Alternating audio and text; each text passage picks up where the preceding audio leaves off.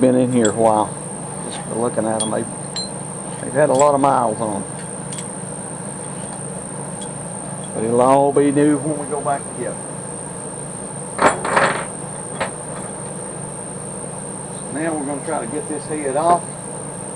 Again, these heads are cast iron. Pretty heavy. These little Ford heads ain't too bad, but some of the other stuff is. I'm going to go lay a piece of cardboard down back in the back of the garage here so I can set them on it. As you see, there's oil down in here. I don't want it running all over the floor.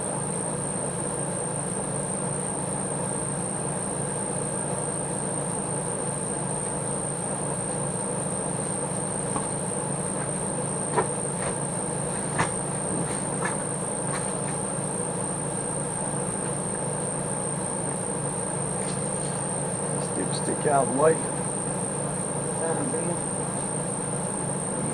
Looks like it's got oil on it.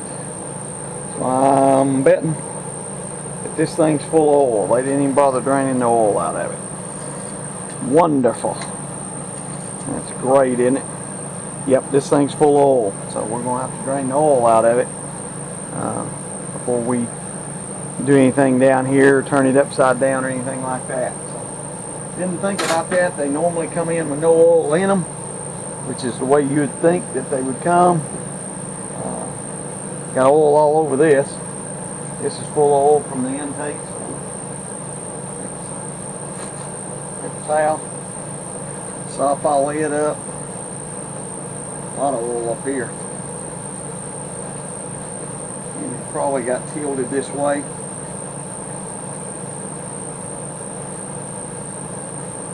Get all that out. We can.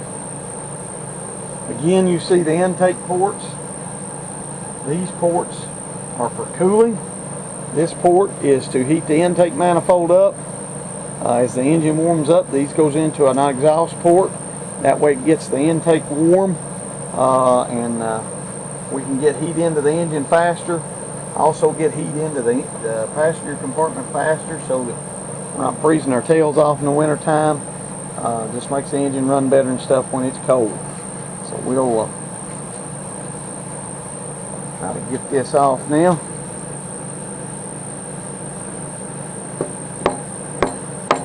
Again, if you're going to be a mechanic,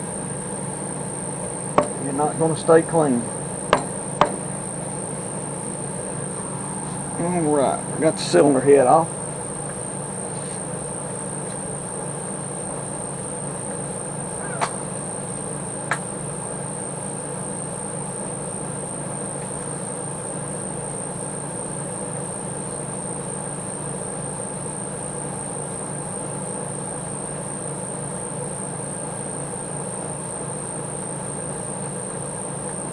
Alright, you see the pistons here? These pistons are basically flat. They've got a little bit of a dish, but they don't have any eyebrows, any half moon cuts in them for the valves on the heads. And I'll show you that next head. I'll stick it on the table over there. We'll go over all the parts. This is an older engine. It is a roller engine, but it's out of a Crown Vic. Mustangs have valves released. They have a little bit bigger cam and stuff in them. This one does not. It's you know, it was made for putting around with Granny Goop and not for hot rodding, and so pistons are different, stuff like that. So again, all of that is getting changed. Basically all we want is this block right here, this big chunk of metal, and everything else is getting replaced with new, much better stuff. This is your head gasket that seals it. All these holes here, there's coolant runs through those. Antifreeze runs through those. They're full when this engine's going down the road. So we have to seal that off so it don't come gushing out the ends.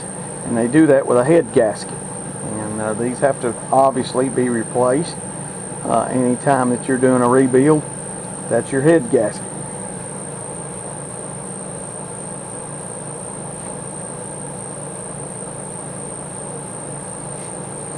Here's your lifters. Push rod fits right down in there like that, and then of course the cylinder head we just took off will be up there. So now we're going to take the other valve cover off, take the cylinder head off. I'll I'll set it. We'll move the engine out of the way. I'll set it on the table and show you some stuff about it. But again, you see your intake ports, 4 of them, V8. Got 4 cylinders. That's the hole. These are your pistons. So let's get this now.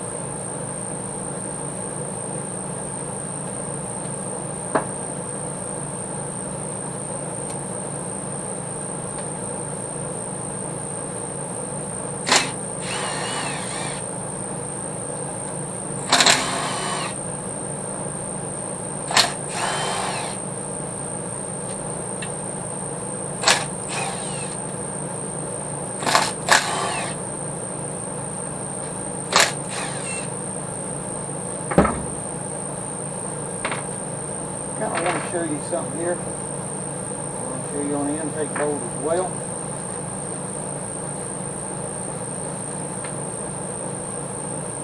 Let's look at these bolts here. Show you the difference in the different kinds of bolts and stuff like that.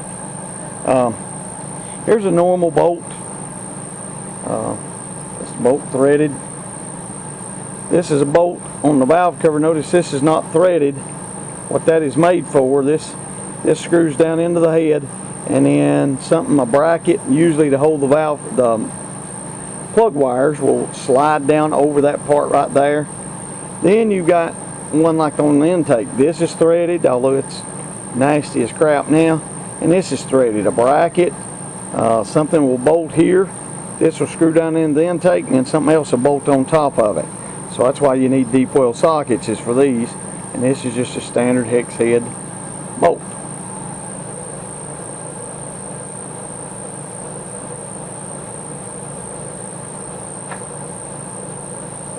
Get some bags here in a minute. We'll bag all this stuff up, but right now we're okay. That's still a little tight. Screwdriver here. Again, this is not the best way to do this, but given what we're working with here, it's going to take just a little bit of persuasion, not much. Just a little bit.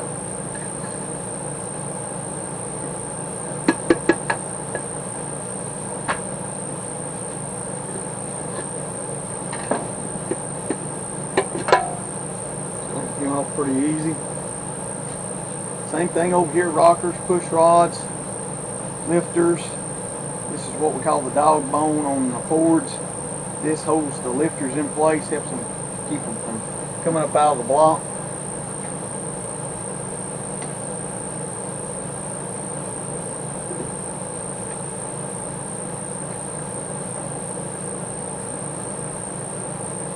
All right.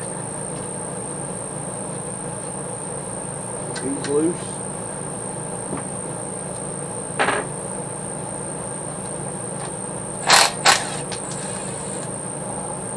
Wonderful. Socket fail. You can do that crap a lot.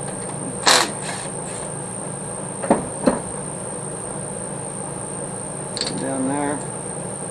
Again, don't know if the owner will ever use them, but at least they don't look bent so far.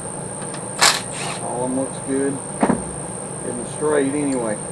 The way you can check these, stick them in a drill, chuck them up, hit the drill. They sit there and wobble like that, they're probably bent.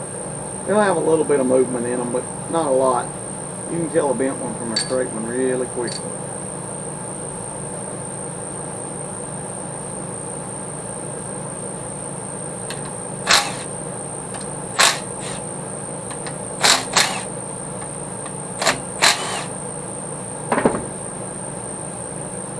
Again, one more time, if we were going to keep this and put this engine back together, just maybe do a rebuild, clean everything up, we would label these and make sure that this push rod went with that rocker arm. We wouldn't turn it like that. Got to go exactly the way it came out, exactly. But none of this is getting reused, so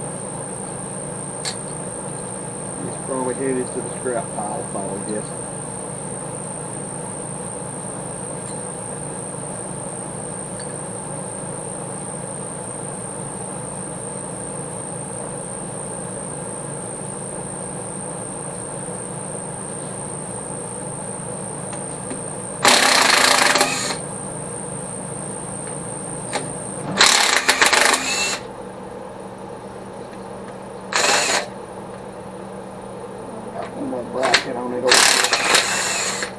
piston bracket.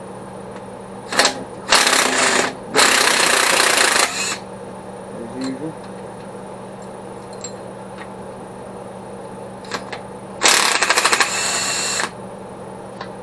Babies is in there. This gun right here is strong. For it to kind of grunt like that, these things are stuck. I'm just going to loosen that one. Grab another socket here. Take this bracket off. Looks like about 5/8 or 15 millimeters. 15 millimeters. Most everything on these is metric. Get bolts for 18 millimeter. Move stuff out of the way. Lift that head off and then have to have room for it.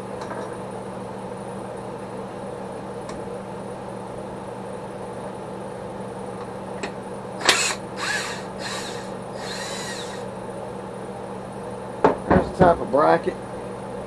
It was on a bolt. I'll show you in a minute how that works.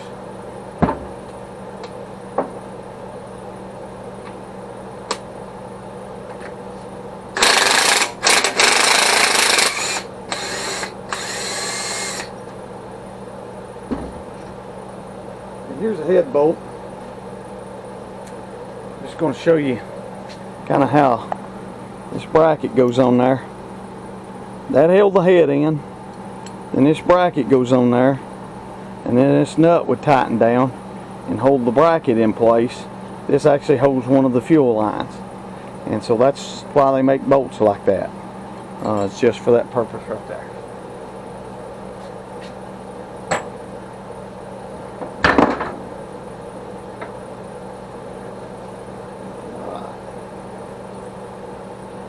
More of the bolts here. This baby's probably never been apart. I'll look on the engine block here in a minute, see what year model this thing is. Probably about our late 80s model. It's never been apart, which is good, and it's unusual. Most of these things, of course, if it came out of a Mustang, you can about bet it would have been apart. Guys like this one, you want to hot rod them, make good power out of them. So let's see what it's going to take to get this head off here. I'm a little fella, so I kind of have to prop my leg up there and just trying to get it out of there.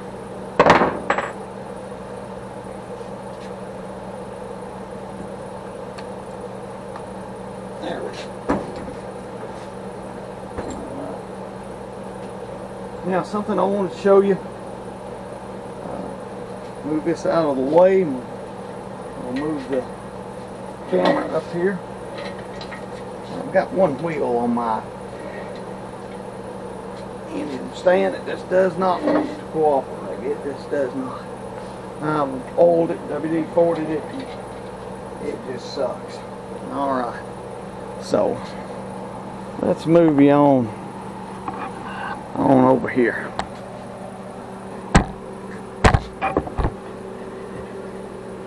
Okay, so that looks pretty good. All right, this area right in here, that's your combustion chamber. If you're in my class, you'll do a basic engine components. One of the things you have to identify is this combustion chamber in here.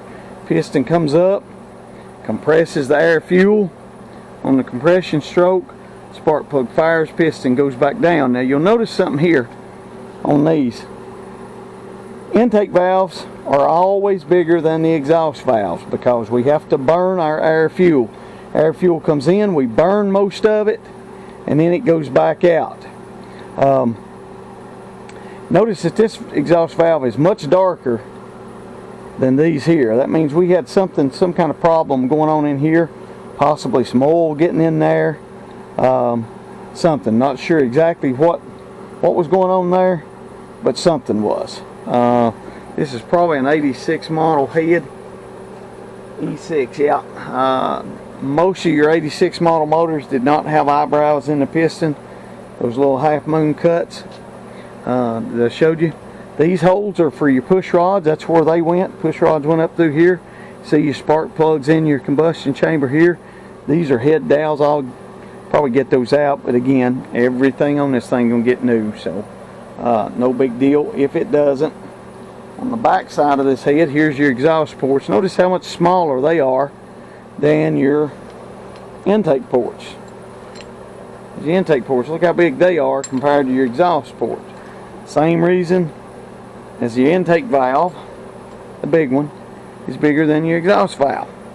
We got to get more in, we're going to burn it up, so we don't need to get much out. But a small block Ford there is the, what we call the Achilles heel, or the bad part about them, is these little exhaust ports just could not flow very much air, and it hindered them on power big time. Aftermarket heads that go on there probably twice that big, and so it is what it is. Here's your valve springs, your valves in here. There's a little thing called keepers and retainers on there. Your retainer's the big round part. The keeper is way down in here, which you all probably can't even see, but that is your cylinder head. So let's get it out of the way, get it over here in the floor.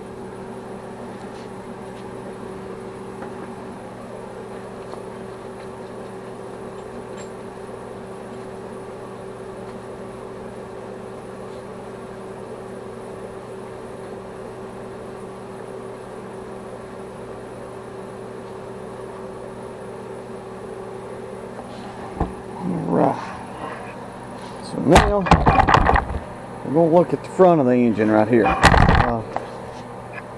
Front of the engine right here. Now this is where it gets tricky probably. We're going to be lucky. These bolts are long. They go from basically right here all the way into the block. May run into the same problem with them as we did our intake bolt being broke. These are very bad to break. So we're going to try it. So wish us luck. We'll see what happens here. See if we can get them out.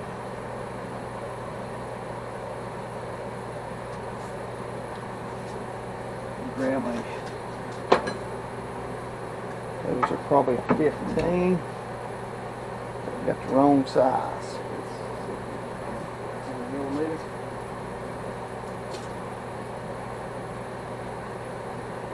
Let's see if I guessed right. Maybe not. I thought they were. Maybe they're not. Either that or maybe it's just the paint that's on. I've got about a can of paint on these things. Maybe they're 16. Don't tear up a socket for nothing. Now those are 16. Let's see if that's what they are. Yeah. See if Mac Daddy here will get them.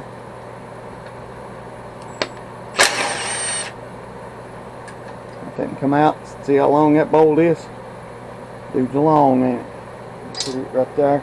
I'm gonna have to start getting some bags. Look at all the rust. It's supposed to be black. Don't have to pull these off if we didn't want to. Since we're replacing the water pump, I'm going to. I'll go ahead and pull these. Now if you've never done this before and you don't know where these bolts go, it's a good idea to make you a drawing, make some measurements or something. I built bukus of these things so I know where they go. Pretty self-explanatory. You know, this bolt is extremely long. It's the longest one that we've taken out because it sticks out farther.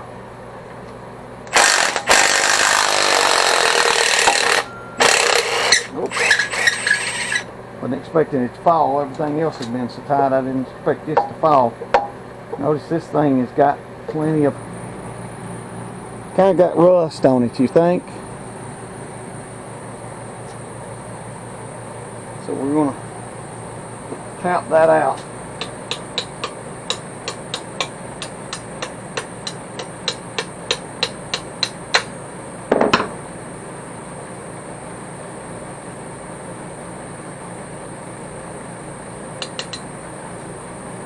Alright. Got it. Again, rest of this crap. This part is the timing cover. This cover back here, you'll see it better when we get the harmonic balancer off. But this timing cover, we'll have to clean. We'll take it in the machine shop, have them put it in the machine. They'll get it all nice and clean. Clean these bolt holes out and stuff where it can be reused. Again, this is going to be gone. Going to get replaced. One thing on a water pump, when you're replacing a water pump, this is the water pump. This spins this plate on a Ford. A lot of times you got to reuse this plate. So I'm going to take these two bolts out. Notice that they're very thin, very thin. They only go in the bottom because they're right up next to the block and they'll hit. So we're going to take them out and get this plate off. The water pump I'll keep just to match up with his new one, make sure he gets the right thing, but basically it's junk.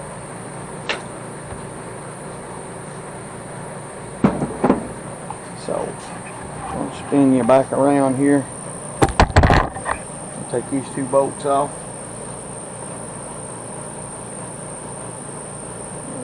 15, so they're going to be 16 too.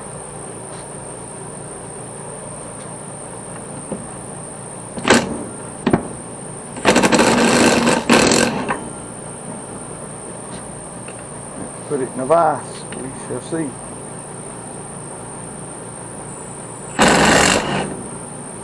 Yeah, we'll have to put that in the vise.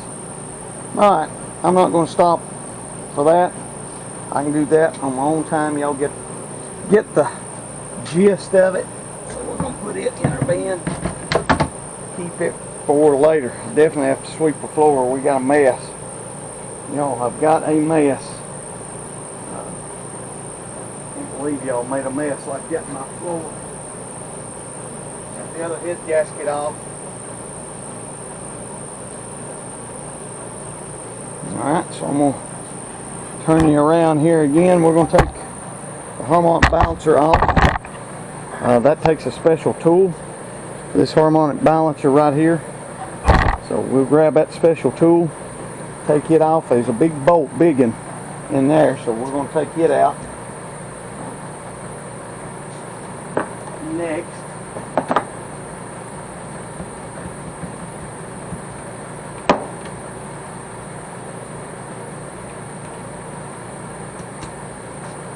okay, notice I'm not using the impact socket, mainly because I'm too lazy to go get one, and it shouldn't be that tight. Keyword there, shouldn't be.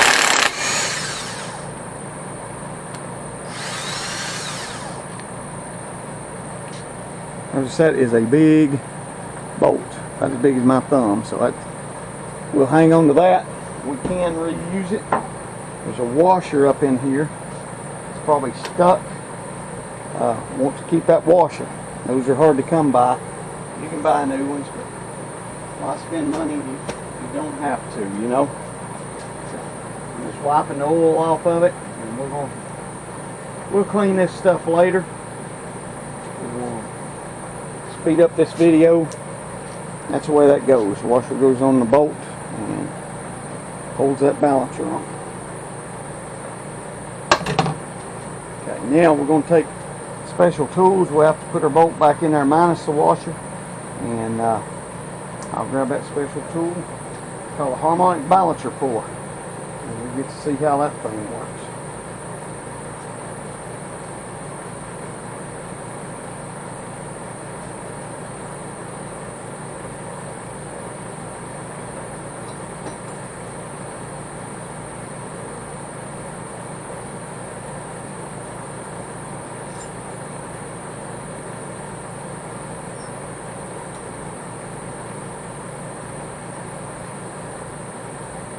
Alright, this is harmonic balancer